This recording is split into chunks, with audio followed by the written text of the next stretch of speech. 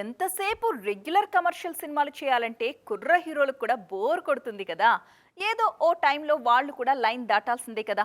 అదే చేస్తున్నారు ఇప్పుడు మన హీరోస్ కూడా. ఇమేజ్తో పని లేకుండా, ఏ మార్కెట్తో సంబంధం లేకుండా కథ నచ్చిందా ఫ్యాంటసీ ప్రపంచంలోకి అడుగులు పెట్టేస్తున్నారు. తాజాగా మరో హీరో ఇదే చేశాడు. మరి ఈ ఫ్యాంటసీ వరల్డ్పై మనము కొన్నేద్దాం.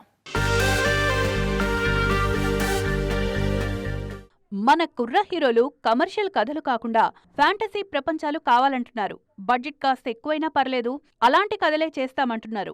ఆల్రెడీ నాగచైతన్య వృషకర్మ అంటూ స్పిరిచువల్ డ్రామాతో రాబోతున్నారు. ఇక సాయిధరం తేజ్ సైతం సంబరాల ఏటిగట్టు తర్వాత డైరెక్టర్స్ సుజిత్ సందీప్తో ఫ్యాంటసీ థ్రిల్లర్ చేయబోతున్నారు. నిఖిల్ స్వయంభూ కూడా ఫ్యాంటసీ సినిమానే. 300 ఏళ్ల నాటి కథ ఇది.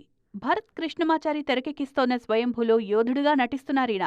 ది ఇండియా హౌస్ సినిమా కూడా ఒక రకమైన ఫ్యాంటసీ కమ్ పీరియడ్ సినిమా. అలాగే అభిషేక్ నామా తెరకెక్కిస్తోన్న నాగబంధం కూడా పూర్తిగా ఫ్యాంటసీ డ్రామానే. మే 7న సందీప్ కిషన్ పుట్టినరోజు సందర్భంగా శంబాల ఫేమ్ యుగంధర్ ముని కాంబినేషన్లో సినిమా అనౌన్స్ చేస్తారు.